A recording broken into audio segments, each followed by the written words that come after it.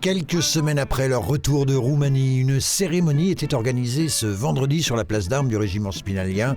300 des 1100 tirailleurs d'Épinal étaient en effet partis en septembre dernier durant 4 mois au sein du bataillon Sébastopol, bataillon regroupant les unités de la 7e brigade blindée, soit 1200 hommes, pour un nom symbolique, puisque faisant référence à la guerre de Crimée de 1854 à 1856 et provoquée par l'expansionnisme russe. La mission en Roumanie, c'est de dissuader toute tentative d'agression contre le flanc est de l'OTAN, en mesure de défendre si jamais il devait y avoir une tentative d'agression. C'est la menace russe en fait. Face à tout type de menace, en fait, l'OTAN est une alliance défensive et l'objectif, c'est d'être prêt à réagir, quel que soit le type d'agression. Il y a évidemment des travaux de veille qui sont faits sur un certain nombre de scénarios, mais il n'y a pas d'obsession collective. Moi, je commande une unité blindée mécanisée qui est puissante, qui doit être crédible et qui doit être prête à partir sur court préavis si jamais le devoir nous y appelle.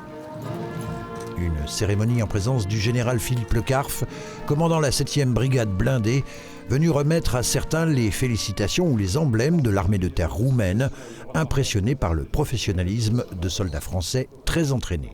La crédibilité de l'alliance à laquelle nous appartenons, elle repose aussi sur la cohésion de ses membres et sur leur capacité à travailler ensemble. Prêt à partir dans l'esprit de ce que nous a fixé comme objectif notre chef d'état-major de l'armée de terre, s'il le fallait dès ce soir. Prêts à tout, au cas où, l'histoire est un éternel recommencement, dit-on. Après 2 ans à sa tête, le 16e caïd du 1er régiment de tirailleurs quittera cet été Épinal, direction Paris pour d'autres fonctions. Le nom de son successeur n'est pas encore connu.